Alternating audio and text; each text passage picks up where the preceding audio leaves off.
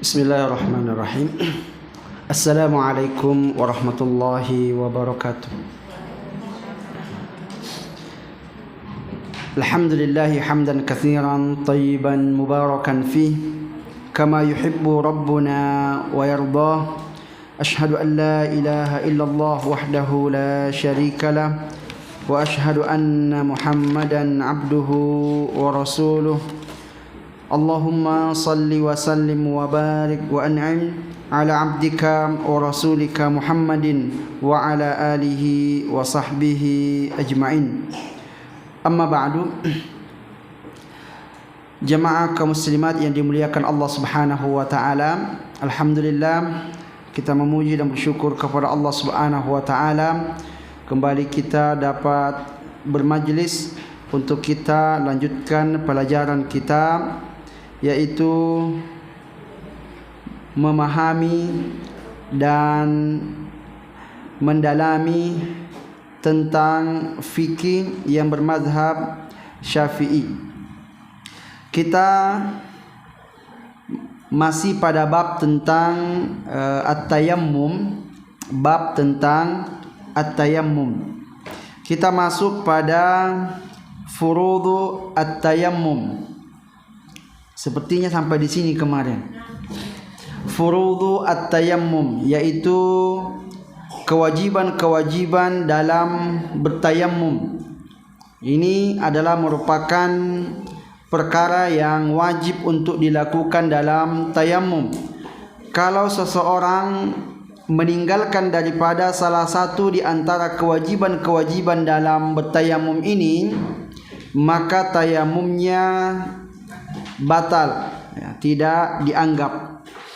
Yang pertama disebutkan di sini an-niyah, yaitu berniat untuk melaksanakan tayammum. Wa mahalluha al-qalbu, dan tempat daripada niat itu adalah di dalam hati. Ya, jadi niat itu adalah maksud dan tujuan. Kama ulimat fayaqsudu fi qalbihi fi'lat tayammum, ya, sebagaimana yang telah diketahui, ya, bahwa tempat daripada niat itu adalah di dalam hati, maka dia memaksudkan di dalam hatinya untuk melakukan tayammum, ya, ada niatnya di dalam hati untuk melakukan tayammum. Wa yusannu an yatalaffadha bilisanihi, ya, dan dianjurkan untuk melafazkan dengan lisannya. Ya, ini dalam mazhab Syafi'i niat itu dianjurkan untuk dilafazkan. Ya. Fayaqul, dia berkata dengan lisannya sebagai ungkapan hatinya, gitu ya. Nawaitu istibahatas salati, aku meniatkan untuk bolehnya melaksanakan salat. Au fardhas salati, atau kewajiban melaksanakan salat. Au naflaha, atau sunnah, melaksanakan salat sunnah. Wa nahwa dzalika mimma yuqsadu fi'luhu, ya, dan yang lainnya dari yang hendak dimaksudkan untuk melaksanakannya. Fa idza nawa istibahatal fardi jazalahu fi'lun nawafil ma'ahu, apabila dia meniatkan bolehnya melaksanakan kewajiban, maka boleh baginya untuk melaksanakan perkara-perkara yang sunnah bersamanya. Contoh, dia tayammum dengan tujuan untuk melaksanakan salat wajib, maka setelah dia melaksanakan salat wajib, boleh baginya untuk melaksanakan salat sunnah dengan tayammum yang dia lakukan itu. Ya, itulah yang dimaksud. Namun beliau juga menyampaikan bahwa tayammum ini hanya berlaku untuk sekali melaksanakan kewajiban. Contoh salat. Ya. Jadi kalau dia tayammum di waktu zuhur, ya, dia hanya boleh melaksanakan salat zuhur saja. Dan kalau sampai masuk waktu asar, dan belum menemukan air, maka mesti tayamum kembali walaupun dia belum batal, karena tayamumnya hanya boleh dipakai untuk satu kali kewajiban. Namun untuk salat sunnah ba'diyah ini kan sunnah, maka boleh. Jadi salat zuhur dulu ini kewajiban, setelah itu dia akan melaksanakan salat sunnah. Ya boleh dia melaksanakan salat sunnah tanpa bertayamum kembali, karena yang dilakukan sunnah. Tapi kalau dia melakukan kewajiban yang kedua, yaitu salat asar, walaupun dia belum batal dari tayamumnya, wajib dia tayamum kembali. Nah, niat berikutnya apa? Kewajiban berikutnya setelah niat adalah naqlut turab. Ya, tanahnya mesti diambil. Artinya ya ada upaya untuk mengambil tanah, ya, agar supaya tanah itu nempel di telapak tangan, ya. Tidak boleh dia, ya, karena mungkin angin bertiup kencang gitu, lalu kemudian mukanya berdebu, tangannya berdebu, akhirnya udah nggak usah nyari tanah. Kalau begitu kan tanahnya sudah nempel di wajah, ya sudah tinggal digosok-gosok aja. Ini nggak bisa, mesti kita berupaya untuk mengambil tanah dengan kedua telapak tangan kita, ya, ditepukkan ke tanah. Ilal adul mamsuh, ya, menuju anggota tayamum yang akan diusap. Falau kana 'alal adwi turab, ya, sekiranya di atas anggota tayamum itu ada tanah, faraddadahu min janibin ila janib lam yakun dzalik, lalu kemudian dia pun, ya, mengusapnya dari satu sisi ke sisi yang lain, maka ini tidak dianggap, ya. Mesti ada upaya melakukan, ya, untuk mengambil tanah, ya. Kalau umpamanya karena kita berjalan gitu, tiba-tiba datang angin, ini sudah berdebu, ya, telapak tangan sudah berdebu, ya. Kalau begitu ya nggak usah ngambil tanah gini lagi, ya udah langsung aja, ya, gini. Ini tidak bisa, mesti ada upaya untuk mengambil tanah. Berikutnya qasduhu ay at-turab. Qasdu yakni dia sengaja untuk mengambil tanah. Liqaulihi ta'ala fatayammamu sa'idan thayyiba. Karena firman Allah Subhanahu wa taala, hendaklah kalian sengaja untuk mengambil tanah yang suci.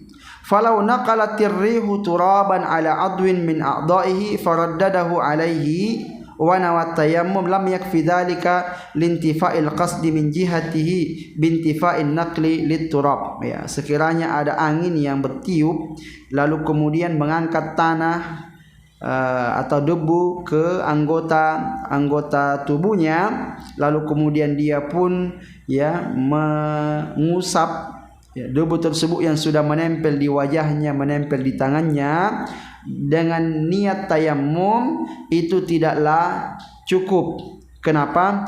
Karena tidak adanya kesengajaan untuk mengambil tanah tadi. Nah, kemudian yang keempat, mashul wajhi, mengusap wajah. Nah, karena ini yang ngambil tanah dulu, ini banyak, ada berapa tadi itunya. Dia mesti ngambil dan mesti dia sengaja. Kemudian baru dia mengusap wajah kullihi, ya, semuanya, ya, mengusap wajah semuanya, hatta zahiri mastarsala min lihiyati, hingga apa yang berada di bagian depan dari jenggotnya. Kalau jenggotnya gini kan, bagian jadi sini sampai ke bawah gini, ya, kalau jenggotnya panjang. Kemudian wal muqbil min anfihi ala syafatihi, begitupun di bagian depan dari hidungnya, kemudian bibirnya ke bawah, karena itu adalah masuk dalam kategori wajah. Nah, jadi semua wajahnya mesti dia usap. Liqaulihi ta'ala, karena firman Allah Subhanahu wa taala mengatakan famsahu biwujuhikum, hendaklah kalian mengusap wajah-wajah kalian, ya. Jadi apapun yang ada di bagian depan ini, kalau di wudu itu sudah disebutkan wajah itu dari mana ke mana gitu, ya. Ya, dari atas itu mulai dari yang ditumbuhi rambut yang normal sampai ya jenggot sampai ujung jenggot, karena itu bagian depan, kemudian dari telinga ke telinga. Nah, kemudian berikutnya mashul yadaini ma'al mirfaqain. Yang kelima, mengusap kedua tangan bersama siku, ya, bersama siku. Min kullin minha ala wajhil isti'ab lil ayah, ya. Ya, dari setiap kedua tangan itu, ya, untuk ya melaksanakan apa yang disebutkan dalam ayat bahwa wamsahu biwujuhi wa aidikum, dan kedua tangan, tangan. Nah, jadi sebetulnya tangan itu dari ujung sini ke sini namanya tangan. Nah, maka tangan ini, ya, ketika hanya disebut tangan itu khilaf di antara para ulama. Ada yang mengatakan sampai sini saja, ini yang dimaksud dengan tangan. Buktinya mana? Kalau tangan kan diperintahkan untuk memotong tangannya pencuri, dan pencuri tangannya dipotong hanya sampai di sini saja. Walaupun nanti akan ada hadisnya bahwa bertayamum itu, ya, tangan sampai siku, ya, tangan sampai siku. Walaupun ini hadisnya dhaif, ya, dan ada hadis yang sahih yang hanya mengusap sampai pergelangan tangan saja. Nah, dan itu hadis Bukhari. Nomor 6, at-tertib. Ya, tertib artinya wajah dulu kemudian tangan. Jangan terbalik, tangan dulu kemudian wajah. Karena Allah sebutkan dengan tertib. Famsahu biwujuhikum wa aidikum, ya, maka usaplah wajah dan tangan. Jadi mesti tertib. Ay mashul wajhi wal yadaini kama huwa fil wudu wa yajibu mashu wajhi wa yadayhi bi darbataini fil asah. Kemudian wajib mengusap wajah dan kedua tangan itu dengan 2 kali tepukan tangan ke tanah. Ini dalam mazhab Syafi'i, ya. Dalam mazhab Syafi'i, dan ternyata dalam mazhab-mazhab yang lain sama. Mazhab Abu Hanifah dan mazhabnya Imam Malik itu kalau bertayamum mesti 2 kali nepuk tangan ini. 1, ya, kemudian mengusap wajah, kemudian tepuk lagi sekali lagi, kemudian mengusap tangan sampai siku. Itu namun dalam mazhab Hambali itu cukup sekali saja untuk wajah dan telapak tangan. Nah, karena ini ada hadisnya. Ini ada hadisnya, satu paket hadisnya mengusap sampai siku itu satu paket dengan 2 kali tepukan. Namun di sini disebutkan, ya, di sini disebutkan bahwa Syekh Albani rahimahullah taala itu mendhaifkannya. Ya, di catatan kakinya di sini di bagian berikutnya.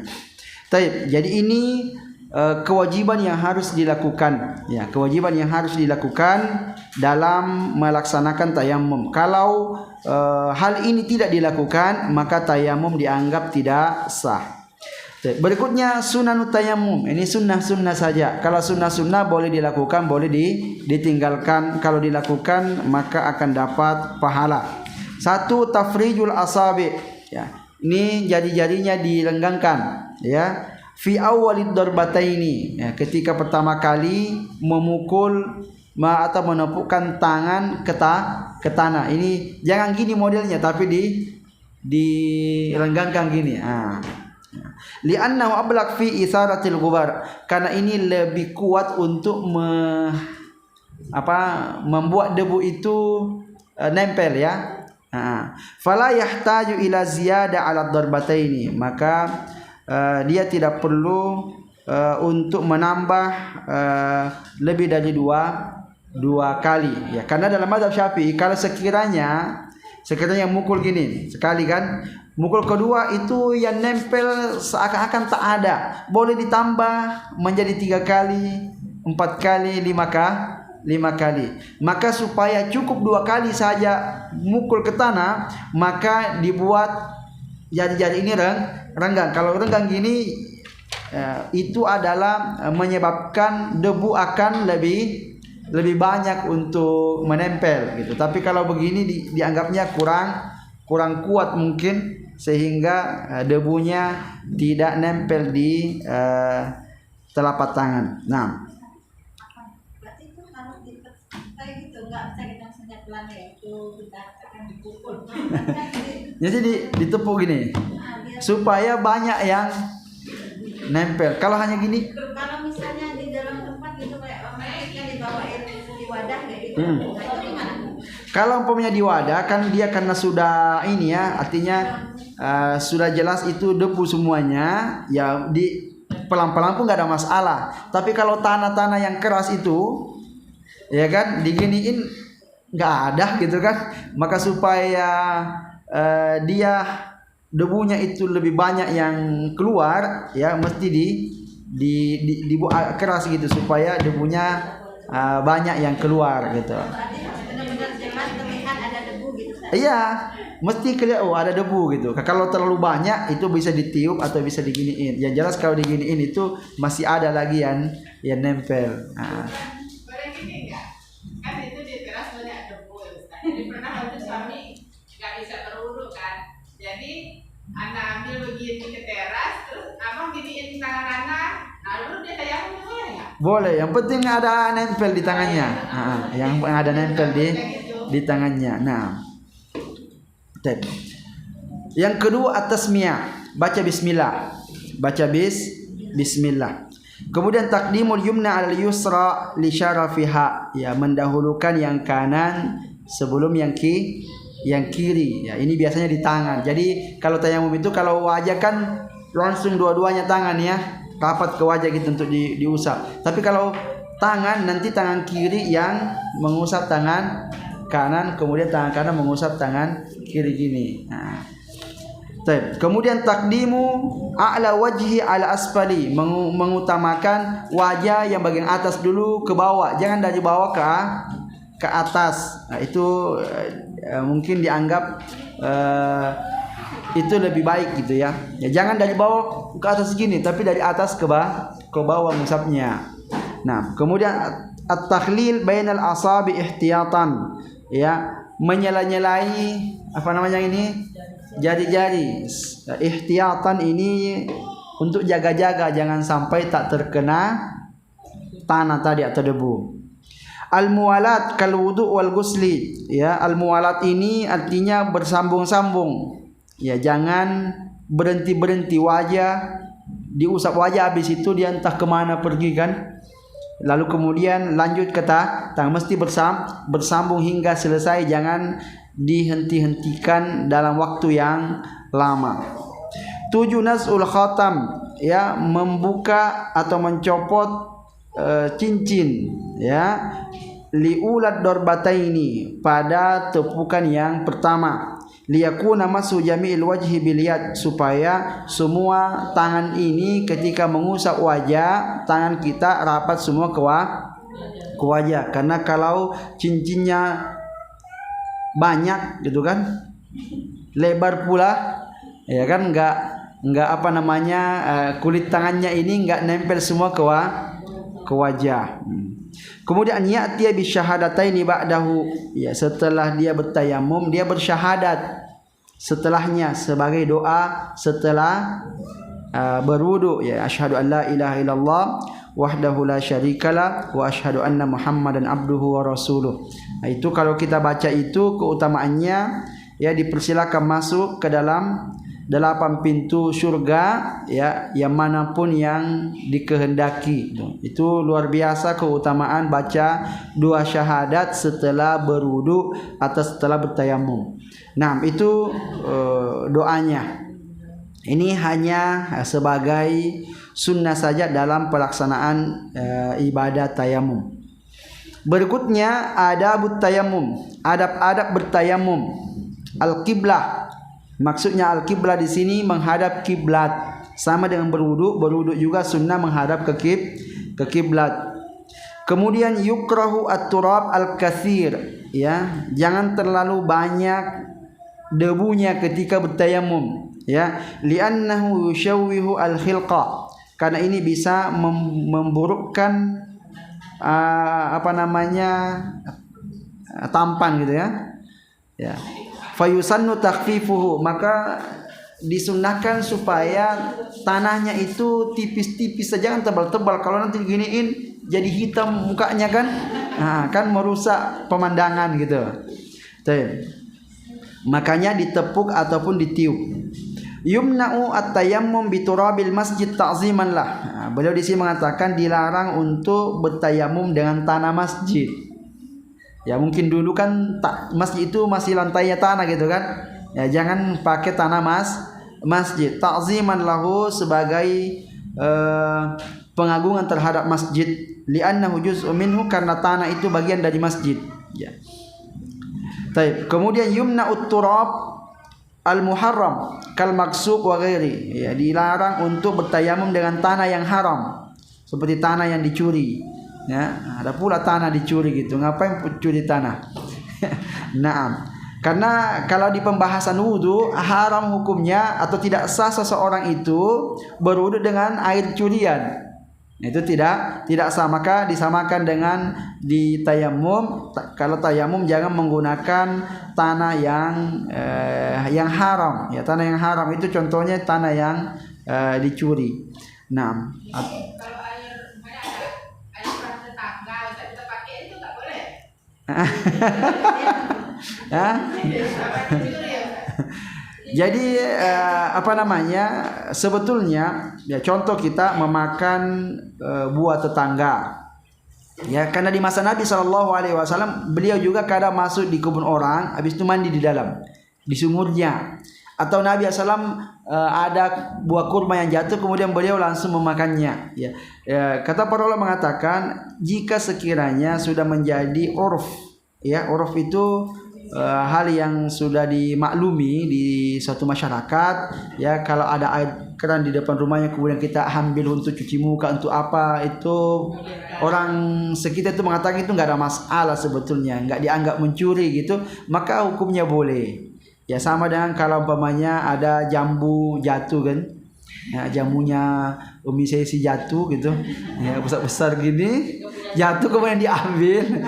Kalau Umi Sesi menganggap itu biasa aja, nggak apa-apa, nggak ada masalah gitu ya. Tapi kalau jambunya jatuh yang besar gini, kayaknya nggak gitu dia kalau ada yang ambil gitu kan, nah maka itu dianggap mencuri kalau diambil. Ya, jadi orang dulu di Madinah karena mungkin kurma itu banyak, jadi kalau jatuh-jatuh 2-3 biji dipungut dimakan nggak ada masalah.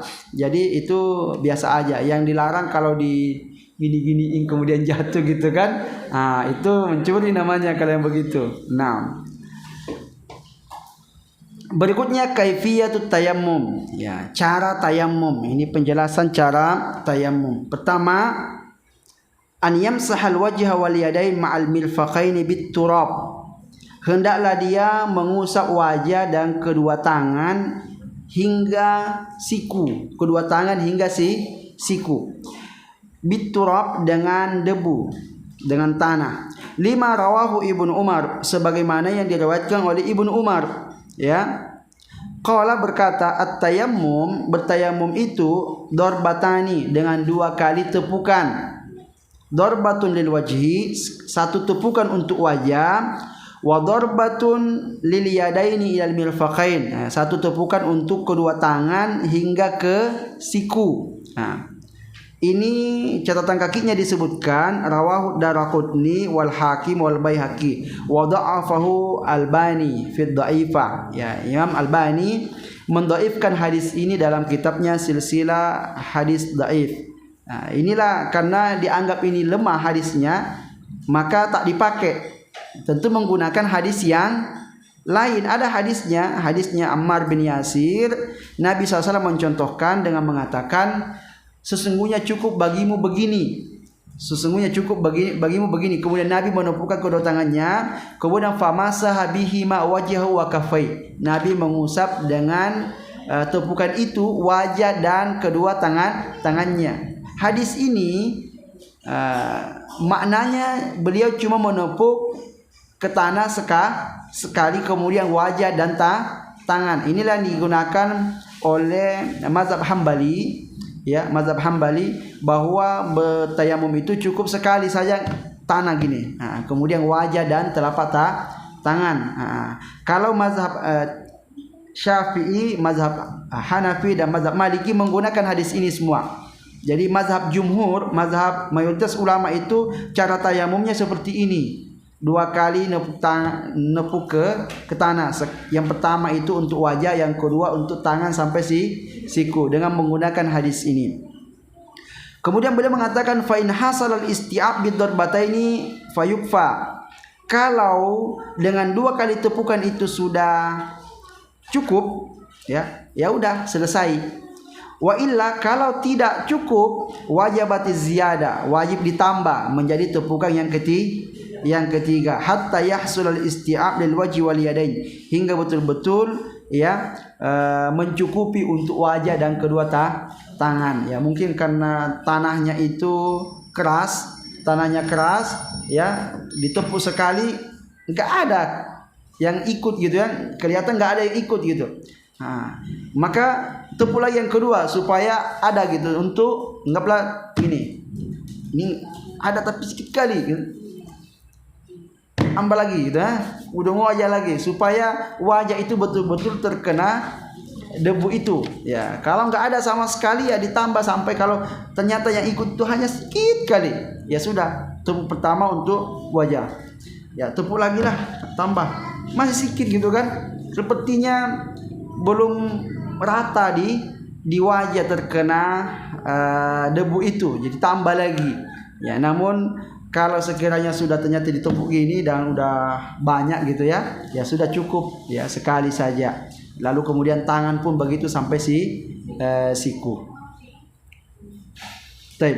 Wala yajuzu illa biturab. Kata di sini tidak boleh bertayamum kecuali dengan turab. Kecuali dengan debu tanah. Enggak bisa dengan debu-debu yang lain. Wa yajuzu biramlin yukhalituhu turab. Boleh pakai batu-batu, tapi batu-batunya yang bercampur dengan tanah. Ya, kalau murni batu-batu yang batu apa namanya itu yang dipakai ngedak itu, ya kan? Gini kerikil gitu. Kalau enggak ada bercampur dengan tanah, enggak bisa dipakai. Ya, itu dalam mazhab Syafi'i memang betul-betul mazhab Syafi'i memahami bahwa bertayamum mesti dengan tanah, enggak bisa dengan yang lain. Wala yajuzu illa biturabin lahu gubar. Kemudian tanahnya harus tanah yang berdebu. Ya'liqu bil adwi, yang bisa nempel ke tangan. Jadi kalau ada tanahnya keras seperti bata merah itu itu kan tanah juga ya, tanah liat. Tapi kalau digini-gini nampaknya enggak ikut, enggak berdebu gitu, maka ini enggak bisa. Fala yajuzu bitin, tidak boleh orang bertayamum dengan tin. Tin itu tanah basah. Tanah yang basah, tanah yang sudah bercampur air. Wala biturab alladzi la ya'liqu gubaru. Dan tidak boleh juga bertayamum dengan tanah yang tidak berdebu. Wala yasihu tayammum biturabin khalatahu daqiq. Tidak sah bertayamum dengan tanah yang bercampur dengan terigu. Dengan terigu sebagaimana air gitu. Air masukin terigu ke dalamnya kan warna putih nanti kan. Boleh tidak kita pakai air ini untuk berwudu? Enggak boleh kan? Kenapa? Karena air suci bercampur dengan benda yang suci lainnya dan merubah warna. Maka ini disamakan, dikiaskan ke air. Makanya kalau tanah aja, jangan dicampur dengan bedak. Kalau dicampur dengan bedak merubah warna dan merubah bau. Ya, ada pula orang mengatakan bagaimana kalau kita bertayamum dengan bedak, Ustaz? Ini jauh, ya kan? Bercampur dengan bedak aja sudah enggak boleh, padahal aslinya tanah. Aujis atau bercampur dengan semen. Jadi semen dicampur dengan semen. Au za'faran, ataupun dengan minyak za'faran, au ghairi zalika minat tahirat, atau yang lainnya dari benda-benda yang suci, ya. Allati ta'allaqa bil adwi, yang bisa nempel di anggota atau di tangan. Wa yajuzu tayammum bi jami'it turab, boleh untuk bertayamum dengan semua jenis tanah. Minal ahmar wal abyad wal aswad, baik itu jenis tanahnya merah ataupun putih ataupun hitam. Yang jelas tanah ya, dan bukan yang lainnya. Jadi dalam mazhab Syafi'i sama sekali tidak bisa bertayamum kecuali dengan tanah. Jadi nggak bisa dia di di dinding atau di apa yang bukan tanah. Dan mesti tanahnya itu nempel di tangan. Nah, kalaupun tanah tapi tanahnya setelah ditepuk itu nggak nempel, nggak bisa juga dipakai. Jadi mesti harus berdebu.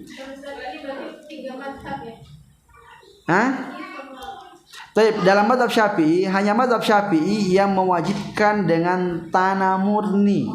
Ya, adapun yang lainnya yang membolehkan selain dengan tanah. Seperti mazhab Maliki boleh walaupun pokok kayu boleh. Yang penting pokok kayunya bukan dia itu nyambung dengan tanah. Ya, boleh dengan batu.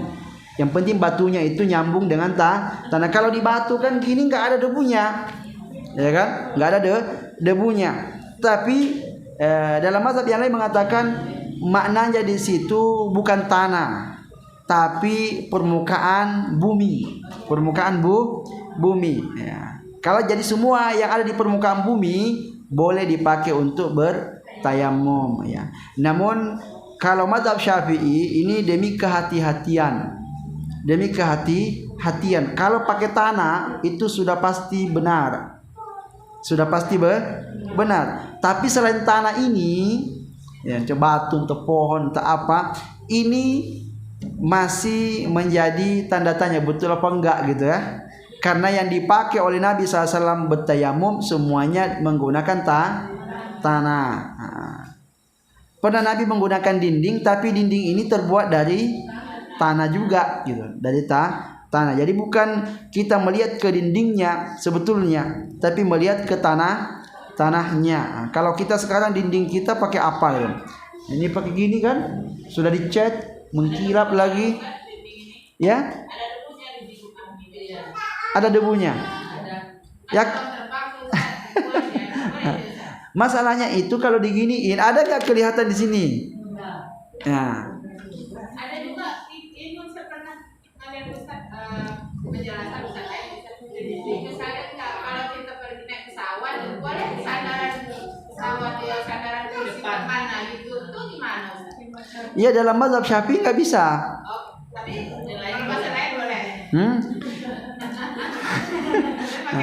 Nah, jadi mazhab lain dan kalau kita mengikuti mazhab Syafi'i dalam hal ini, maka tidak ada yang diragukan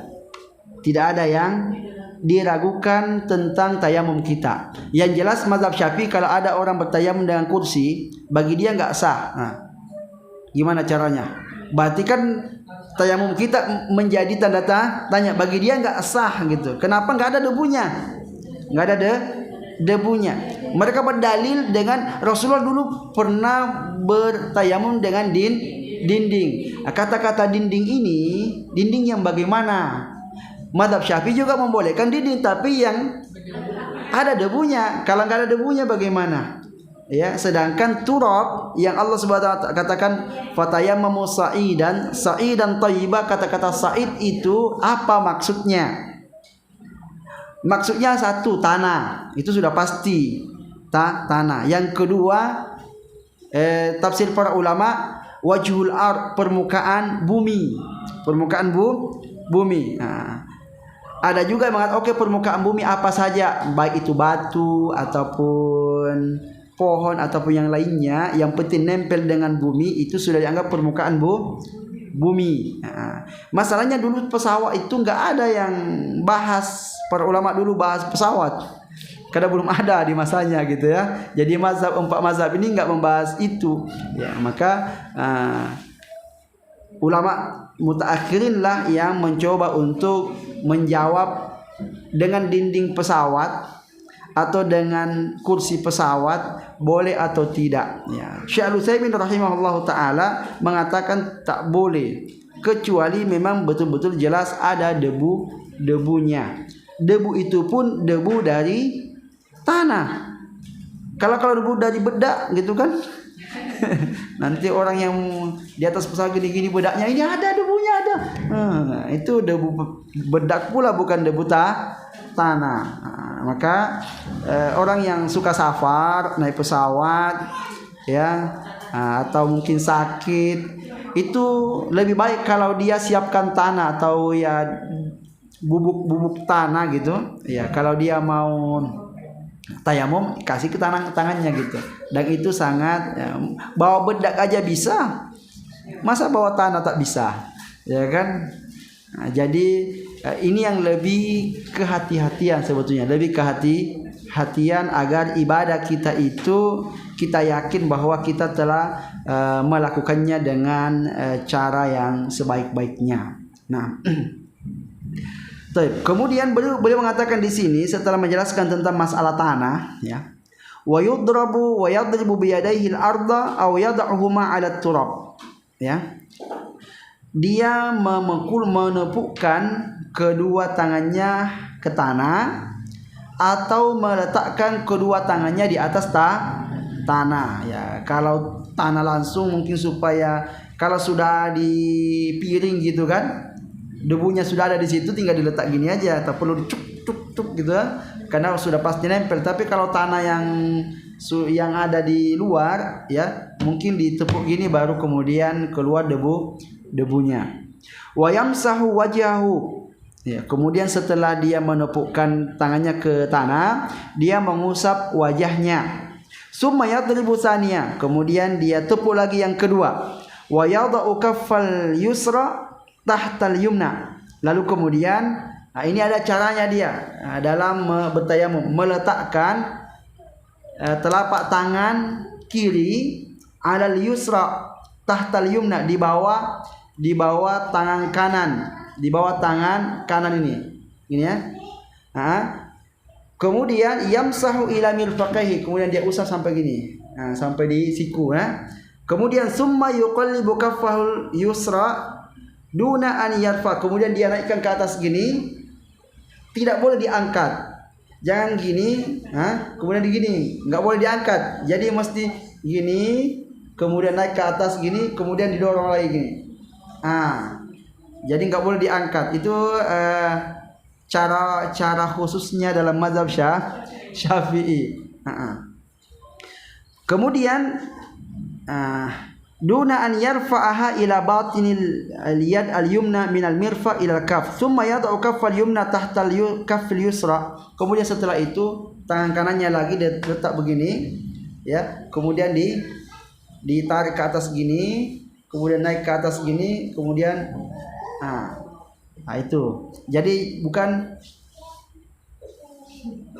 jangan, ini bagi dia jangan diangkat, jadi dibiarkan nempel terus, kemudian gini. Jadi dimulai dari bagian bawah, kemudian atas dorong ini. Oke. Nah, itu karena sampai siku. Kalau kita kan dalam mazhab Hambali, kalau buat tayamum dia coba gini aja, tangan gini, tangan kiri gini, tangan kanan gini, ya kan? Karena cukup ini aja yang diusap bagian punggungnya saja. Karena bagian bawahnya kan sudah kena tanah tadi ketika gini. Itu tata cara tayamum dalam mazhab Syafi'i. Kemudian mubtilatut tayamum, pembatal tayamum. Kullu ma abtalal wudu minal mubtilat as-sabiqah. Satu, semua yang membatalkan wudu. Semua yang membatalkan wudu membatalkan tayamum. Kedua, ar-riddah, murtad, keluar dari Islam. Kemudian di antara sebab-sebab murtad beliau sebutkan di sini tahaqququ inkari ma'ulima min ad-din bid darurah, yaitu benar-benar dia telah mengingkari apa yang telah dimaklumi, diketahui dalam Islam secara pasti, secara darurat. Artinya semua orang sudah tahu kalau itu kewajiban dalam Islam, dia ingkari pula. Contoh, mengingkari kewajiban solat. Semua orang muslim itu tahu kalau solat wajib, habis itu ingkari, bagi saya solat itu enggak wajib. Ini bahaya ya. Maka orang seperti ini murtad, keluar dari Islam ya. wastighfafan bihi, atau dia menganggap remeh ya hukum-hukum Islam, au i'tiqad hilli ma ujmi ala tahrimi, atau meyakini halalnya apa yang disepakati haramnya. Sudah disepakati oleh ulama ini haram, dia bilang halal ya. Tapi kalau rokok belum disepakati masalahnya. Sehingga kita mengatakan orang yang menghalalkan rokok itu murtad, keluar dari Islam. Ya, tapi kalau khamar itu disepakati keharamannya ya. Jadi yang mengatakan khamar itu halal ini dan dia yakini begitu, maka hukumnya dia murtad, keluar dari Islam. Babi itu disepakati keharamannya dalam Islam. Ada orang mengatakan bagi saya babi itu halal. Dengan keyakinan begitu dia murtad, keluar dari Islam. Awil istihza bil muqaddasat, dia pun atau dia al istihza itu mengejek, mengolok-ngolok, seperti mengejek-ngejek Al-Qur'an yang disucikan, ini keluar dari Islam ya. Mengolok-ngolok Rasulullah itu keluar dari Islam, murtad, keluar dari Islam. Mengolok-ngolok sunnah Rasul ini sama ya. Dulu di masa Nabi sallallahu alaihi wasallam, orang-orang munafik itu mengolok-ngolok Rasulullah sallallahu alaihi wasallam. Mengolok-ngolok sunnah Rasul itu, sunnah Rasul merupakan bagian daripada hal yang sangat penting dalam Islam. Karena itu bagian daripada mengolok-ngolok agama dan mengolok-ngolok Rasulullah sallallahu alaihi wasallam. Nah, nomor 3, zawalul ajzi al-hissi, hilangnya al-ajiz al-hissi, ketidakmampuan seseorang untuk menggunakan tanah ya, menggunakan tanah iya. Seperti al-ilmu biwujudil ma', contoh dia sudah tahu kalau air sudah ada ya. Kalau umpamanya kita dalam keadaan tayamum ini, kemudian kita tahu air sudah datang, sudah mengalir, otomatis tayamum kita ini nggak bisa lagi kita pakai untuk sholat ya, karena sudah dianggap batal. Kenapa batal? Kita tahu sudah ada air. Au tawahhum wujudil ma', atau mengira ada air, mengira ada air. Wahan ini perkiraan kalau sudah ada air. Kemudian zawalul ajz asy-syar'i ya, atau hilangnya sebab orang itu tidak bisa menggunakan air ya. Contoh sudah sembuh dari sakit ya, sakit dia kan nggak bisa kena air. Nah, maka kalau sudah sembuh dari sakitnya berarti sudah boleh kena air. Kalau sudah boleh kena air berarti tidak boleh lagi bertayamum ya. Maka batallah tayamumnya seketika itu juga ya. Contoh mungkin ya anggota tubuhnya ya sudah diperiksa, ini sudah boleh kena air, tapi dalam keadaan dia telah tayamum, maka mesti dia batalkan tayamumnya dan pergi dia untuk mandi ataupun berwudu lalu melaksanakan salat. Baik. Maka beliau di sini mengatakan fa idza zala maraduhu alladhi yubihu lahu tayammum batala tayammumuh, apabila sakitnya telah hilang yang membolehkan baginya untuk tayammum, maka batallah tayammumnya bisyarat alla yujad mani muqarin au mutaqaddim ya, dengan syarat tidak ada yang mencegah daripada yang lain dari yang dapat mencegah dia untuk menggunakan air. Nah, ini pembatal tayamum sebetulnya satu aja tambahannya. Semua pembatal wudu juga pembatal tayamum. Kemudian ada tambahannya, ada air. Ada air atau bisa menggunakan air. Karena itulah yang menjadi penyebab utama orang boleh tayamum. Kemudian mayuf'alu bit tayammum minas salawat. Salat apa saja yang boleh dilakukan dengan tayamum? Nah, disebutkan la yajuzu lil mutayammim an yusalliya bi tayammumi wahidin aktsar min fardhidah. Tidak boleh orang yang bertayamum melaksanakan salat ya dengan satu kali tayamum ya lebih dari satu kali salat yang wajib. Jadi cukup satu kali salat wajib saja. Li'annaha tahara darurah fala yusalla biha faridataini min faraidi as-salawat, karena tayamum ini adalah bersuci secara darurat, ya. Maka tidak boleh seseorang salat dengan dua salat yang wajib, ya, dengan satu kali tayamum. Karena salat kan berjarak-jarak waktunya, ya, berjarak-jarak waktunya. Ya, kalau berjarak-jarak waktunya ya zuhur tayamum, asar tayamum lagi, maghrib tayamum lagi, isya tayamum lagi. Nah, bagaimana dengan menjamak solat? Ya, sepertinya tidak boleh menjamak solat dalam keadaan bertayamum. Ya, kan jamak itu bukan perkara yang wajib. Dia hanya rukhsah, keringanan saja, ya. Sedangkan ya untuk sholat yang kedua kemungkinan ada air, tahu nggak? Jadi contoh kita sholat zuhur ini pakai tayamum. Kenapa kita boleh tayamum? Karena nggak ada air kan. Awalnya kita wajib berwudu, maka kita cukup melaksanakan satu sholat dulu. Karena sholat asar nanti kemungkinan ada air, ya, sehingga kita bisa berwudu.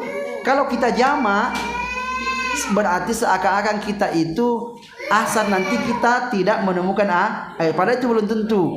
Makanya ketika tayamum nggak boleh menjamak sholat dengan jamak takdim, ya. Dan jamak takhir memungkinkan, ya kan? Bagaimana kalau pokoknya kita safar nih, zuhur tak ada air, tapi kita yakin asar nanti ada air. Mana yang utama? Kita sholat di waktu zuhur dengan tayamum atau kita tunggu ada air? Maka lebih utama tunggu ada air. Kalau ini memungkinkan boleh untuk kita jamak takhir, dan kita akan sholat di jamak takhir di asar nanti itu dengan menggunakan wudu. Itu lebih kita utamakan. Nah, ketika kita dalam keadaan boleh untuk menjamak takhir, ya, sebabnya tadi karena safar atau karena sakit atau yang lainnya. Nah, kemudian beliau mengatakan di sini, sawa'un kanata fi waqtin wahidin aw fi waqtaini, ya, sama saja dalam satu waktu atau dua waktu, enggak boleh. Jadi kalau satu waktu artinya dijamak atau dua waktu. Qada'an aw adaan, baik itu dengan mengqadha ataupun dengan melaksanakannya di waktunya. Kama la yujma' baina tayammumi wahidin baina tawafaini mafrudaini, sebagaimana tidak boleh dijamak satu kali tayamum untuk dua tawaf, dan dua tawaf yang dia lakukan itu tawaf yang wajib. Contoh tawaf ifadah dengan tawaf wada'. Kalau haji, tawaf ifadah itu rukun wajib, tentunya tawaf wada juga hukumnya wajib. Maka enggak boleh dia dengan bertayamum pergi tawaf ifadah. Setelah tawaf ifadah dia mau tawaf wada lagi, gitu kan? Maka ini tidak boleh. Mesti habis tawaf ifadah tayamum baru kemudian tawaf lagi. Nah, wala tawaf wa shalah mafrudaini, ya, juga tidak boleh digabung antara tawaf wajib dengan sholat wajib. Contoh habis tawaf habis tawaf ifadah kemudian melaksanakan sholat wajib, nggak bisa. Mesti sholat wajibnya dengan tayamum sendiri, tawaf tayamum sendiri, karena dua-duanya adalah wajib. Liqaulihi ta'ala, karena firman Allah Subhanahu wa taala, idza kuntum ila sholati faghsilu wujuhakum, ya, apabila kalian hendak melaksanakan salat maka cucilah wajah kalian. Perintah untuk berwudu. Ila qaulihi falam tajidu ma'an fatayammamu, ya, sampai pada ayat kalau kalian tidak menemukan air maka bertayamumlah. Faqtada wujubat tahara inda kulli shalah. Ini menunjukkan bahwa wajib hukumnya bersuci untuk setiap kali salat, ya, untuk setiap kali salat. Baik. Ini masalah tayamum, bahwa tayamum hanya boleh digunakan untuk satu kali melaksanakan ibadah wajib.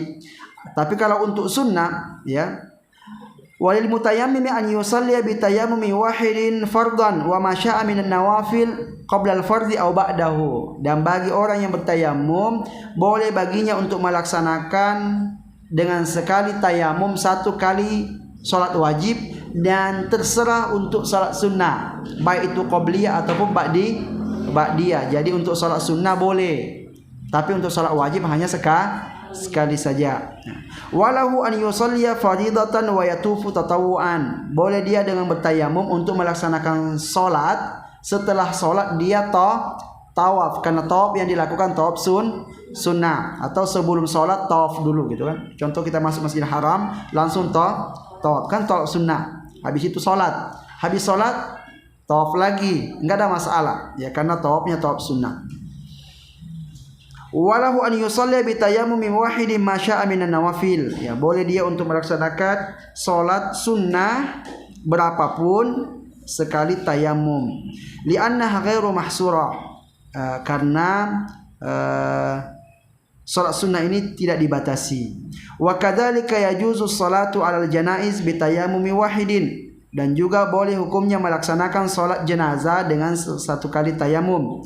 Au farida wa janazah bi tayammumi wahidin, atau salat wajib, setelah salat wajib salat jenazah disambung dengan sekali tayamum. Li'annaha kan nafli, karena salat jenazah itu hampir sama dengan salat sunnah. Nah, walaupun sebetulnya hukumnya agak lebih dari sunnah, yaitu fardu kifayah. Nah, jadi ini salat yang bisa dilakukan dengan tayamum. Beda tadi dengan wudu. Kalau wudu itu ya sekali wudu untuk berapa kali salat wajib hukumnya boleh. Nah, seperti Imam Syafi'i ya, bisa Imam Syafi'i itu salat maghrib, salat isya, salat subuh enggak batal wudunya. Ya, enggak batal wudunya, sehingga di waktu subuh enggak wudu, dia pergi sholat subuh. Ketika ditanya, ya karena saya enggak tidur semalam, gimana?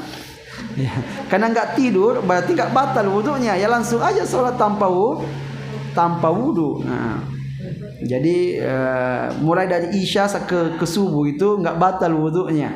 Ya, enggak batal wudunya. Jadi kalau wudu boleh melaksanakan salat apapun, berapa kali pun ya, hukumnya boleh selama dia belum batal. Kemudian waktu salati bin nisbati lil mutayammim. Ya, waktu salat bagi orang yang tayamum kapan? Di awal waktu kah atau di akhir waktu? Nah, ini yang pertanyaan kemarin ya. Ya. Yakhtaliful hukmu fi waqti salati bin nisbati lil mutayammim. Ya, jadi berbeda-beda hukum melaksanakan salat bagi orang yang tayamum. Hal yatayammam fi awal waqti am fi akhirih. Orang itu kalau tak ada air, dia bertayamum di awal waktu atau di akhir waktu? Di akhir waktu ya. Maka jawabannya idza tayaqqana al-musalli wujud al-ma' fi akhir al-waqti bihaitsu yumkinuhu at-tahara was-shalah fil waqti fal afdalu al-intizar. Ya, kalau seseorang itu yakin di akhir waktu itu akan ada air sehingga memungkinkan dia untuk berwudu dan salat dalam waktu salat tersebut, maka lebih baik dia menunggu akhir waktu, menunggu akhir waktu. Contoh zuhur jam 12 atau setengah 1, sudah masuk waktu ya, setengah 1 nggak ada air, tapi kita yakin jam 3 nanti ada air. Jam 3 ada air, kan jam 3 masih waktu zuhur kan, masih waktu zuhur jam 3, sehingga kita kalau undur sampai jam 3 kita akan berwudu dan kita masih bisa sholat di waktu zuhur. Maka lebih utama kita undur di akhir waktu supaya kita bisa berwudu dan sholat dan masih di waktu zuhur gitu. Kemudian ya, wa ta'khirus salati liya'tiya biha bil wudu. Nah, kenapa ini lebih utama? Karena ya, mengakhirkan waktu sholat itu hanya hilang keutamaan, ya kan? Kan kalau sholat di awal waktu lebih utama daripada di akhir, hilang keutamaan, ya. Namun, ya, melaksanakan kewajiban itu lebih utama daripada mendapatkan kehilangan keutamaan kan. Nah, itu lebih utama. Nah, li'annahu al-asl wal akmal, karena itulah yang asal, yaitu berwudu itu yang asal dan itu yang lebih sempurna. Nah, wa li'annahu fardhah, dan karena berwudu itu kewajiban. Wa awalul waqti fadilah, sedangkan salat di awal waktu itu hanya keutamaan. Fa tuqaddamu al-fardhah, oleh karenanya kewajiban lebih diutamakan daripada keutamaan. Ya, jadi kewajiban berwudu itu lebih melebihi keutamaannya daripada sholat di awal waktu walau dengan bertayamum. Berikutnya, fa in kana ala ya'sim min wujudil ma' ala akhiril waqti. Kalau seseorang itu enggak yakin, atau ya'is di sini itu putus asa ya dari adanya air di akhir waktu. Fal afdalu taqdimut tayammum was shalah fi awal waqti, maka ketika itu lebih diutamakan untuk tayammum dan salat di awal waktu, karena kita enggak yakin nanti kalau saya tunggu air ternyata enggak ada juga, ya luputlah dua-duanya kan. Sudahlah salat di akhir waktu pakai tayammum juga, mendingan salat di awal waktu pakai tayammum. Nah, itu kalau enggak yakin ada air nanti di akhir waktu, maka udah tayamum aja di awal waktu dan sholat di awal waktu. Lihyazi fadilati awal waktu, demi untuk mendapatkan keutamaan awal waktu. Wa in zanna wujudal ma' fi akhiril waqti aw syakka fal afdalu taqdimus shalah fi awal waqti. Kalau hanya sekedar sangkaan atau masih ragu-ragu, enggak yakin di akhir waktu itu ada air, maka lebih utama tayamum di awal waktu dan sholat di awal waktu. Kenapa? Karena kita ragu-ragu, entah ada entah enggak gitu ya. Dan ragu-ragu ini bisa saja gimana kalau sekiranya tak ada, rugilah kita. Sudahlah di akhir sholatnya di akhir waktu pakai tayamum pula gitu. Jadi banyak hilang keutamaan. Lianna fadilat at-taqdim muhaqqaqa bi khilafi faridatil wudu, ya karena sholat di awal waktu itu jelas keutamaannya, sedangkan menunggu akhir waktu demi untuk mendapatkan akhir tidak jelas, maka yang diambil yang jelas-jelas saja, Jadi ini terkait masalah apakah orang yang tayamum itu di awal waktu atau di akhir waktu, ya. Kemudian berikutnya thalabul ma', masalah mencari air. Kalau enggak ada air kan cari air. Gimana caranya mencari air? Ya, sehingga seseorang itu betul-betul dianggap dia tidak ada airnya. Yajuzu li'adimil ma' an yatayammama illa la yajuzu li'adimil ma' an yatayammama illa ba'da talab. Tidak boleh orang yang tidak punya air untuk tayamum kecuali setelah mencari air. Bi an yufattisha rahilahu, ya pertama dia periksa dulu di rumahnya, cari air, ya. Summa yanzur hawalai, kalau enggak ada di tempat dia, ya cari di sekitar dirinya, yaminan wa shimalan, quddaman wa khalfan, ya cari yang kanan kiri depan belakang, ya. Kemudian wala yalzamul masyu aslan idza kana alladhi hawalaihi la yastatir anhu, dan tidak harus dia berjalan ya untuk mencari air kalau di sekitarnya itu terhampar gitu ya, enggak ada yang menghalangi, ya. Tapi kalau kita kan di depan di belakang ada rumah kan, berarti kita mesti mutar.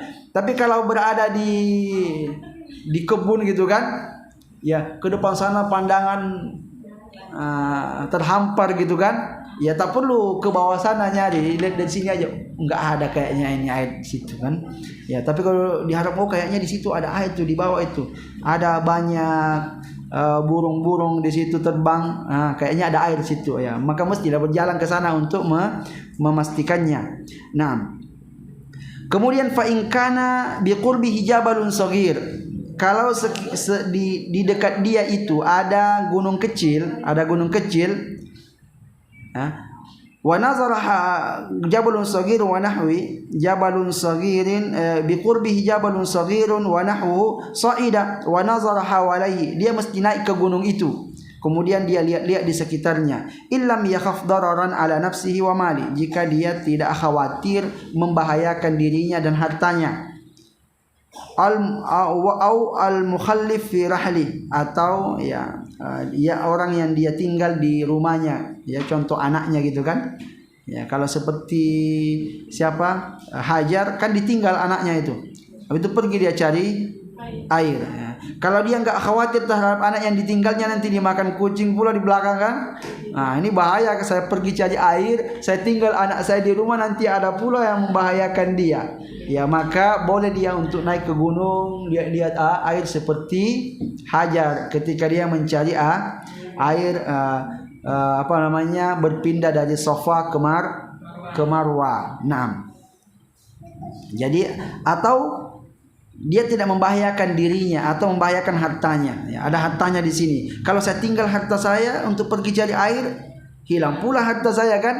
Ya dalam keadaan seperti itu ya udah nggak usah pergi jauh-jauh mencari air. Ya tayamum situ. Nah, jadi ini yang dimaksud mencari air. Tapi kalau kita nampaknya nggak ada air di tempat kita, di tetangga ada nampaknya airnya. Bisa nggak kita nanya-nanya ke tetangga, ada airnya nggak gitu kan? Mau ngapain? Ya mau mandi gitu kan? Mandi, nanya pula mandi apa kamu kan? Wah malu pula kita jujur-jujur kan? Tapi saya tadi membaca fatwa gitu, ada yang bertanya, boleh tidak orang itu tayamum saja ketika dia malu ketahuan kalau dia mandi junub gitu. Ya. Maka Syekh menjawab tidak boleh. Malu itu tidak bisa dijadikan alasan untuk tayamum ya. Nah, apalagi mungkin pengantin baru malu dia, ketahuan dia mandi, itu udah kita tayamum aja di dalam kamar gitu, salat gitu kan, nggak boleh ya. Nah, jadi tidak boleh seperti ini ya. Nah, maka wa in kana ma'ahu rifqah, kata beliau sini, kalau sekiranya dia punya teman, wajib bertanya pada dia tentang air ya, hatta yastau'iba au yadhiqal waqt, sampai betul-betul dia mendapatkan air atau sudah tak ada waktu lagi tersisa.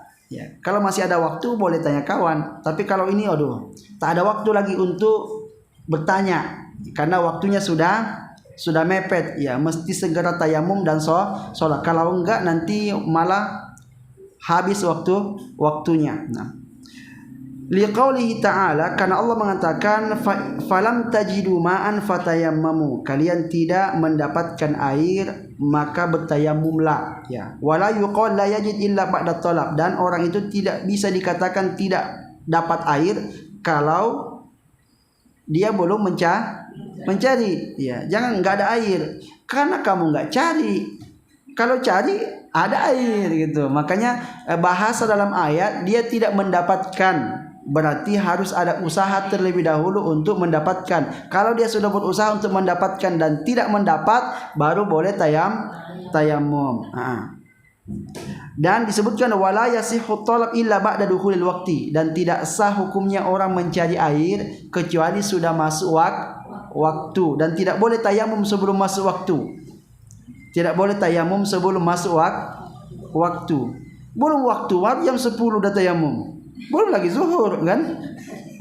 Udah saya tayamum duluan lah, nanti pas habis azan langsung sholat gitu. Nah, masih panjang lagi waktu untuk mencari air. Jadi boleh tayamum setelah masuk waktu, dan mencari air itu setelah masuk waktu. Nah. Mencari air di sekitar tadi kan katanya tanya teman. Ada ini nggak batas jarak tanya teman tuh bagaimana? Misalnya kita kan misalnya kan kita ada orang tua misalnya tapi beda perumahan kayak gitu, itu boleh seperti itu Pak, utamakan yang sekitar. Bagaimana maksudnya Ustaz? Baik, tentang mencari air ini, mencari air hingga tidak keluar waktu sholat.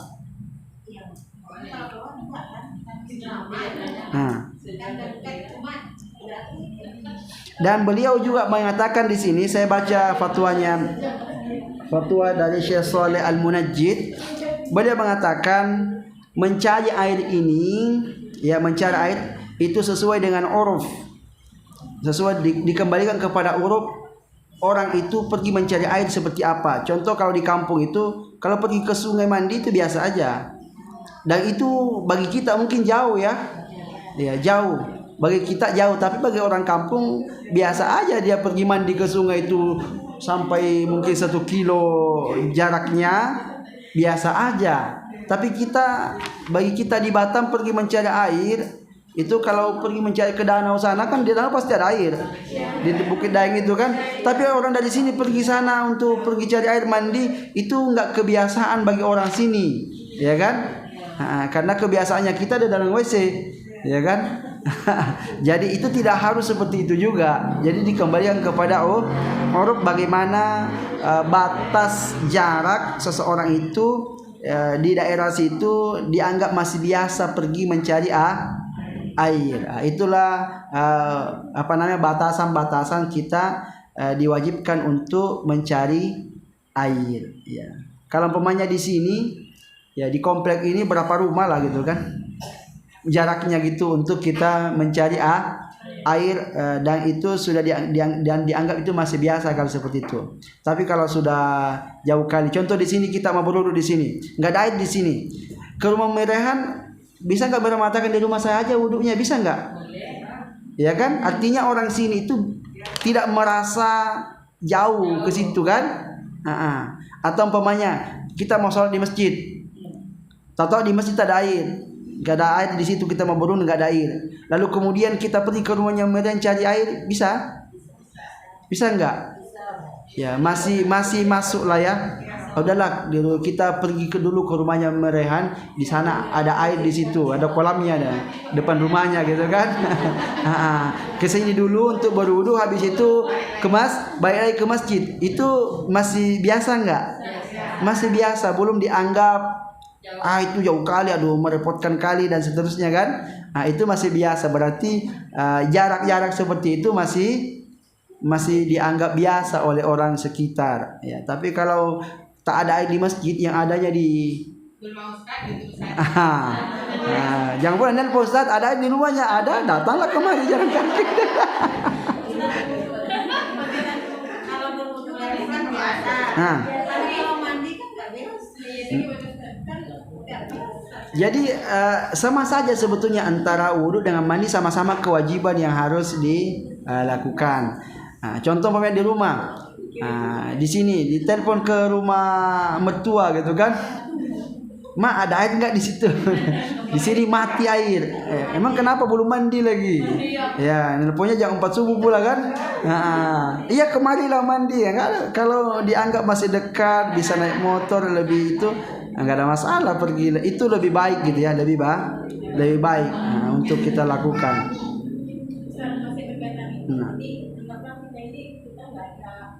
Air galon atau air kemasan misalnya, contohnya kayak gitu. Kemudian yang masakan tadi kita tadi, seandainya mati air nih, mati air. Kemudian kita mungkin tadi kan kita harus menanyakan kepada teman dulu ya. Contohnya teman itu punya tandon, enggak lah, kita tidak punya. Kemudian si pengantin baru ini junub gitu kan ya, ada junub itu. Nah, tapi si teman juga berarti kan, maksudnya intinya tidak mau memberikan kalau untuk mandi itu. Karena tandonnya mungkin untuk keluarganya saja. Yang kebetulan misalnya teman itu tidak untuk mandi dulu. Sebenarnya cuma hanya kekhawatiran nanti harus untuk membersihkan yang lain atau yang Nah, si teman ini tadi kena jatuh karena tidak memberikan kepada temannya tadi yang dengan soal. Jadi gimana? Dia nggak mau ngasih airnya?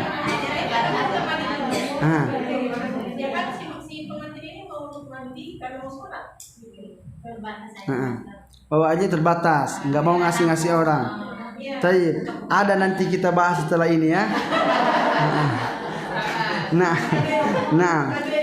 Nah ada karena nanti dalam mazhab Syafi'i ada kewajiban mengulang sholat ketika ketemu air. Nanti pembahasannya setelah ini ada 2 ya. Jadi intinya ini tadi upaya cari air seperti itulah ya. Tanya kawan kalau sekiranya ada kawan yang punya air. Nah, kemudian berikutnya asbabun yajibu ma'aha i'adatus salat, sebab-sebab yang wajib hukumnya untuk mengulang salat ya dengan tayamum. Artinya kita sudah salat nih tayamum, tapi kalau ketemu air salat lagi, ulang salatnya. Wajib hukumnya dalam mazhab Syafi'i, wajib hukumnya diulang salat. Kalau belum ada habis waktunya. Kalau belum sudah enggak lagi, karena artinya sudah lewat gitu ya. Itu kasus yang kedua jadinya. Nah, satu ya. Kalau sebetulnya ini dalam mazhab Syafi'i ini dalam mazhab lain sebetulnya boleh diulang, tapi dalam mazhab Syafi'i wajib diulang. Wajib diulang. Tapi dalam mazhab Syafi'i ini wajib diulang. Nanti ada sebab-sebabnya disebutkan. Jadi gini kan, misalnya kan mazhabnya kan lain-lain. Karena bingungnya itu mazhabnya kan lain-lain. Syafi'i, Hambali dan segala macam. Nah, kan kalau kita mengatakan misalnya saya diambil Syafi'i aja. Nah itu seandainya untuk hal yang begini kayaknya nggak ada satu. Iya. Jadi gini, pertama dalam kita beramal anjuran pertama al-khuruj minal khilaf. Al-khuruj minal khilaf itu artinya kita berupaya untuk keluar dari perselisihan sehingga kita melakukan yang betul-betul dilakukan Nabi. Itu pertama. Contoh tadi ya, orang kalau bertayamum dengan tanah ya, enggak dengan dinding, enggak dengan yang lain, itu namanya khuruj minal khilaf, keluar dari perselisihan. Karena semua ulama menyepakati kalau pakai tanah iya itu. Selain tanah itu diperselisihkan. Ya, jangan cari-cari yang suka diperselisihkan. Contoh, mengeluarkan zakat fitrah dengan makanan itu disepakati semua ulama. Pakai uang itu diperselisihkan. Jangan pakai uang, pakai makanan itu ya, beras. Itu namanya keluar dari khilaf. Kita ambil yang disepakati oleh ulama. Kemudian tadi masalah mengulang sholat atau tidak gitu ya. Mengulang sholat. Sebetulnya ada hadis, yang hadis itu menyatakan bahwa ada orang habis sholat dengan tayamum. Kemudian setelah selesai sholat, dia menemukan air.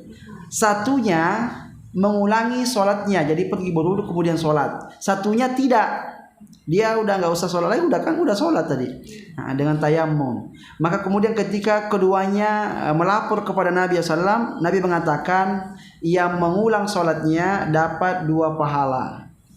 Yang tidak mengulang sholatnya sudah sesuai dengan sunnah. Ini yang ada hadisnya gitu. Sebetulnya tak perlu diulang lagi dan sudah cukup. Namun ya dalam mazhab Syafi'i ya ada beberapa perkara-perkara ya itu mesti dia ulang sholatnya walaupun dia sudah sholat dengan tayamum, karena dianggap mungkin kurang maksimal dia dalam mencari air. Inilah sebab-sebabnya ini. Ya. Kalau sekiranya diulang, maka itu akan lebih jelas. Lebih jelas tidak? Lebih jelas. Tadi saya tayamum, sholat tayamum. Kemudian sekarang saya sholat dengan berwudu. Yakin nggak sholatnya diterima? Dan yakin nggak sholatnya sah? Yakin sholatnya sah. Kalau nggak sah tadi di tayamum, mesti sah di wudu, mesti sah di wudu gitu. Karena ini yang asli. Dan Nabi mengatakan dia dapat 2 pahala. Tapi kalau dia anggaplah tadi dia tayamumnya itu nggak maksimal, dia mencari air, dia tayamum. Setelah sholat entah setengah jam berikutnya dapat air, dia sholat lagi wudu dan sholat lagi enggak. Kalau dia malas, udah sholat saya tadi. Ya, kenapa kamu enggak mutar aja sekali dapat air mestinya, ya kan? Mutar, tapi karena kamu itu enggak ada air, udahlah tayamum cepat, ya kan? Terlalu bermudah-mudah untuk tayamum. Maka dalam mazhab Syafi'i ada beberapa keadaan-keadaan kalau dia dapat air setelah dia sholat dengan tayamum, dia tak wudhu kemudian sholat lagi. Karena ingin betul-betul memperjelas bahwa sholat yang dia lakukan itu dari kewajiban sholat itu betul-betul dia telah menunaikannya dengan sebaik-baiknya. Nah, contoh satu kata beliau, faqdul ma bimakanin yaglibu fihi wujudu, yaitu tidak ada air, dia tidak menemukan air di tempat di mana di situ sebetulnya kemungkinan ada air, tapi enggak maksimal aja cara carinya. Nah, kalau di Indonesia kayaknya enggak susah-susah kali kita cari air. Beda kalau di Arab sana di gurun pasir pasti enggak ada. Enggak ada pohon-pohon, enggak ada apa gitu kan, enggak ada air di sini pasti. Tapi kalau kita karena pohon banyak ya, hutan lagi, kemungkinan ada air dekat-dekat sini ya. Tapi kita enggak tahu aja di mana tempatnya. Ya, karena enggak mau dia pergi keliling-keliling, akhirnya tayamum. Setelah tayamum baru dia jalan aja, ada sungai ternyata di sini. Gimana caranya itu? Dalam mazhab Syafi'i berwudu di situ, ulang sholat ini wajib hukumnya untuk diulang. Nah, kemudian yang kedua, orang yang safarnya safar maksiat. Di safar sana dia mau sholat tak ada air, kemudian mesti tayamum kan. Jadi dia sholat tayamum, nanti lanjut lagi ketemu air, maka mesti dia ulang sholat yang tadi, sholatnya yang dengan tayamum itu. Nah, disebutkan di sini contoh di antara maksiatnya ka'abid, seperti budak yang melarikan diri, au nasyis, atau seorang wanita yang meninggalkan suaminya pergi ya karena enggak mau taat sama suaminya. Ini di antara pergi-pergi yang maksiat. Nah, kemudian yang ketiga, nisyanul ma fi asasi, ya, dia lupa kalau ada air di tempatnya. Contoh, ya, dia cari enggak ada air. Ya, enggak ada air. Akhirnya dia tayamum. Setelah sholat baru dia ingat, iya, kayaknya di bawah ranjang ada jergen, ada airnya itu. Dia cari, oh iya ada pula airnya kan. Ulang wudu kemudian sholat gitu ya. Ini apa namanya, contoh-contoh disebutkan para ulama ya, apa namanya, contoh-contoh yang mungkin di belakang rumah ya pernah naruh apa gitu ke ember yang ada isi air gitu kan. Tapi dia lupa kalau di situ dia pernah taruh air. Ternyata ini nggak ada air, dia udah cari-cari muter-muter nggak ada air. Udahlah tayamum aja. Setelah sholat ya baru dia ingat, oh iya di belakang situ, di belakang pohon itu ada dulu saya taruh air. Saya cari, oh betul ada. Ya maka mesti dia wudu kemudian sholat lagi, diulang sholatnya. Kemudian adamul ihtida ila makanil ma, tidak ada yang ngantar ke tempat air. Nggak ada yang antar. Ya, nggak ada yang antar ke tempat air. Mungkin karena jalannya belok-belok, nggak tahu dia. Ya, nanya sudah jalan situ, jalan sana, nggak tahu saya, nggak ada map. Ya, map sumur. Ya kan? Ya udah, akhirnya dia tayamum. Tapi setelah itu dapat dia air, mesti dia ulang. Jadi dilihat dari sebab tayamumnya tadi. Atau syiddatul bar. Ya, disebutkan di sini sebab kelima, cuaca sangat dingin. Ya, in khafa min istimalil ma, jika dia takut menggunakan air ya yang dapat membahayakan dirinya. Setelah dia dapat air yang enggak dingin lagi, ya mesti dia berwudu kemudian ganti sholat yang pernah dia sholat dengan tayamum gara-gara airnya terlalu dingin. Ini 5 hal yang menyebabkan orang wajib mengulang sholatnya ketika ketemu air setelah dia melaksanakan sholat dengan tayamum. Tapi ini dibatasi dengan ketika masih dalam waktu. Kalau sudah lewat waktunya ya sudah. Ya, karena kewajiban dia untuk mencari air itu di waktu kewajiban sholat itu. Ya, kalau sudah lewat lain lagi kan? Ya. Nah, berwudu dengan air yang dijemur boleh?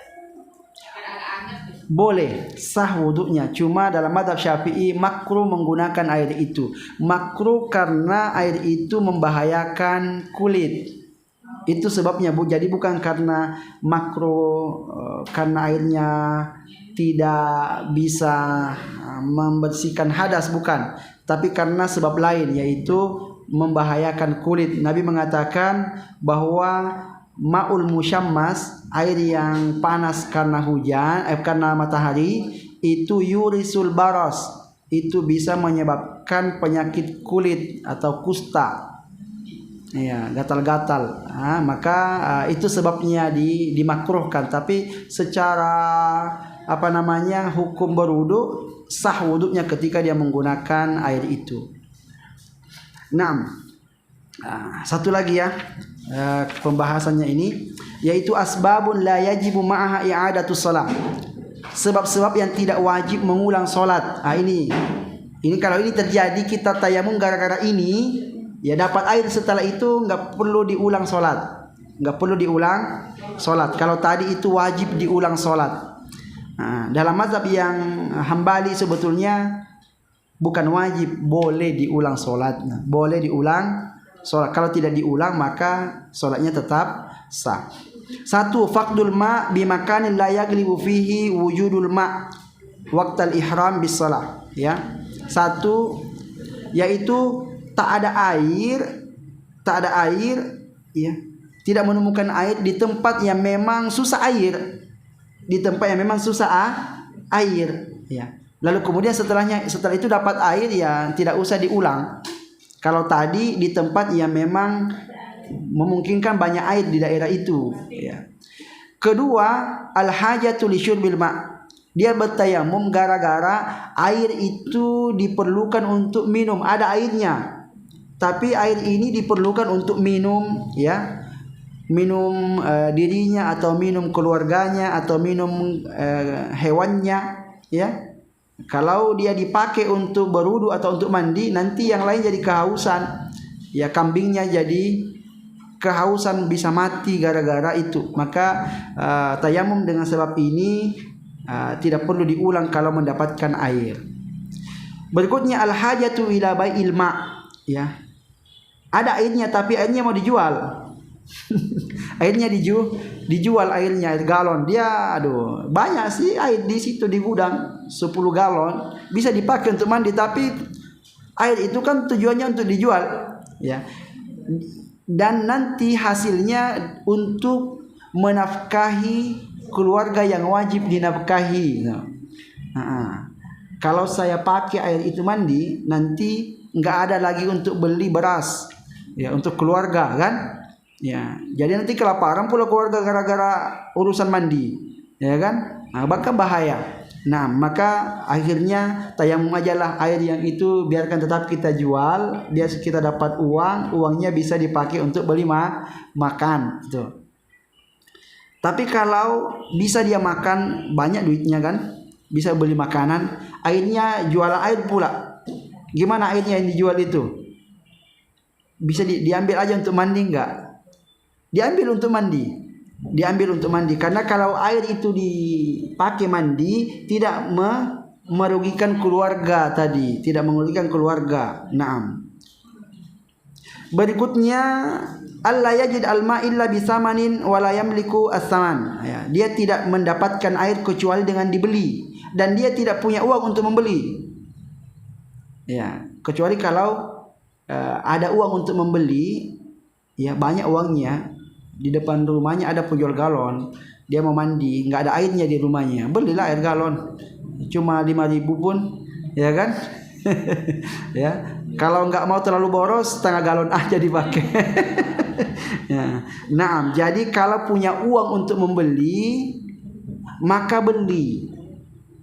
Kecuali kalau tak harus mendapatkan air dengan dibeli, tapi orangnya tidak mau, orangnya itu tidak mau jual, atau dia mau beli tapi tak ada uangnya, ya sudah, tayamum aja, ya, daripada kita paksakan ngutang untuk beli air, ya, dalam rangka untuk mandi, ya, menyusahkan. Maka boleh langsung tayamum. Atau nomor 5, hailula aduwim bainal ma wa bainahu, ya. antara dia dengan air, sumber air itu ada yang menghalanginya dari musuh. Nggak bisa kita nyebrang ke sana. Kenapa? Ada musuh di situ di tengah-tengah, sehingga menghalangi kita untuk sampai ke air. Berikutnya al-khauf min sarikin au in kita an rifqa. Khawatir dari pencuri kalau dia pergi cari air. Khawatir ada pencuri yang akan mencuri barangnya. Karena nggak mungkin kita pergi cari air sambil mengangkat barang yang kita bawa, ya kan? Au in kita an rifqa, atau dia akan ditinggal oleh kawannya dalam perjalanan kalau dia pergi cari air. Nah, akhirnya aduh, gimana caranya nih? Saya ini lagi junub, airnya jauh. Kalau saya pergi ke sana, saya ditinggal oleh kawan, dia udah mau jalan, mereka nggak mau pula tunggu kita beralasan begitu. Ya udahlah, tayamum aja daripada kita ditinggal kawan nanti jalan sendiri tak jelas kemana arahnya kan. Kemudian ada mewujudi ma yastaqi bihi min dalwin wa hablin. Atau dia tidak punya, kalau umpamanya ada sumurnya dalam, nggak ada tali untuk ngambil air, atau ada tali nggak ada embernya. Ya gimana caranya kita mau ngambil air ke bawah, dalam pula kan? Ya udah, ini dianggap orang tidak punya air. Khauf min gharakin, ya dia takut tenggelam kalau sekiranya dia di kapal. Ya kalau dia pergi ambil air di kapal, dia nanti takut jatuh karena susah ngambil airnya, harus mungkin bergelantungan gitu kan di laut untuk ngambil air. Kalau saya nanti lakukan itu, lepas tangan saya, jatuh pula saya ke laut gitu kan. Udahlah, nggak ada air, udah tayamum aja.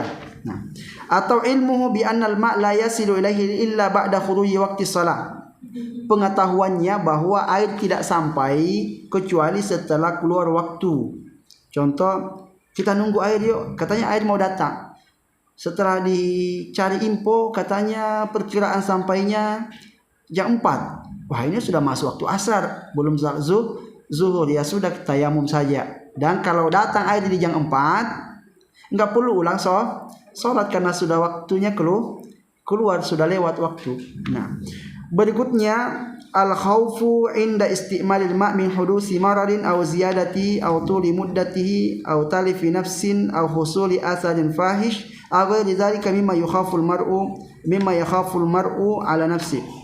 Khawatir pada dirinya kalau dia menggunakan air itu dapat menyebabkan sakit atau bertambah sakitnya atau lambat sembuhnya ataupun ya sebab lainnya yang menjadikan penyakitnya itu membahayakan dirinya. Maka pada saat itu dia boleh bertayamum, dan kalau menggunakan air, kalau dia menemukan air setelah itu tidak wajib dia untuk mengulang daripada sholatnya.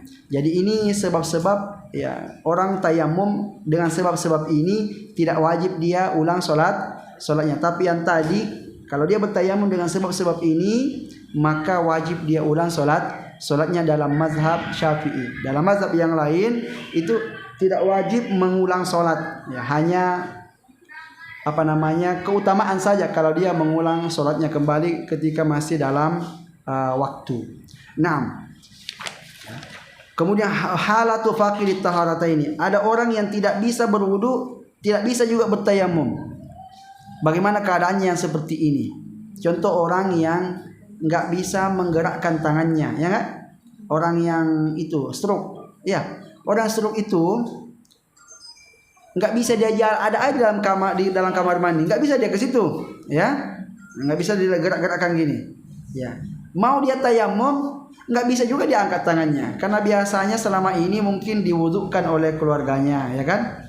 Nah tiba-tiba keluarganya tak ada, entah pergi kemana, dia kan ditinggal di rumah, ya udah dikasih makan, udah dikasih minum, bisalah ditinggal ini sampai sore, ya kan? Nah istrinya mau pergi shopping dulu, ya tinggal dia suaminya baring di atas panjangnya gitu kan. Tiba waktu sholat dengar ini sudah azan ini, ya dia lihat jam.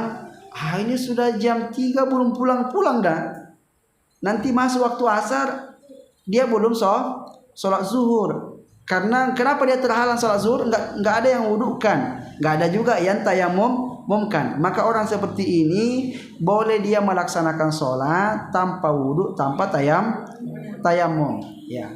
Karena ini termasuk orang yang darurat, dan kita wajib untuk sholat bagaimanapun keadaannya. Fattaqullaha mastata'tum, ya, hendaklah kita bertakwa kepada Allah Subhanahu wa taala sesuai dengan kemampuan. Kita laksanakan sholat walaupun dalam keadaan tidak suci, karena kita tidak mampu untuk bersuci dengan sendiri ataupun dibantu orang lain. Nah, jadi sampai di situ pembahasan tentang masalah tayamum, ya. Jadi ada orang yang tidak bisa berwudu, tidak bisa juga tayamum. Padahal tayamum itu kan pengganti daripada wudu atau mandi, tapi tayamum pun tak bisa. Tak bisa, maka orang seperti ini disebut faqidut taharataini. Dia orang yang hilang dari dua cara untuk bersuci. Nah, mungkin sampai di situ, ya, kita cukupkan pembahasan kita. Nah, Jawabannya tadi itu artinya kalau kita tidak menemukan air tadi berarti sudah mandi junubnya diganti dengan tayamum gitu berarti. mandi junub diganti dengan tayamum, ya. Tayamum aja. Ya, jadi mandi wajibnya diganti dengan tayamum. Karena kenapa dia harus tayamum? Karena dia kan mau sholat kan? Dia mau sholat. Jadi setelah dia sholat mungkin dia dapat air, ya, ada dua kemungkinan, boleh dia ulang atau dia tidak perlu ulang karena sudah melaksanakannya.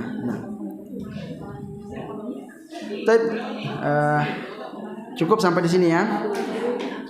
Wa sallallahu ala nabiyyina Muhammadin wa ala alihi wa sahbihi wa sallam. Walhamdulillahi rabbil alamin. Wassalamu alaikum warahmatullahi wabarakatuh.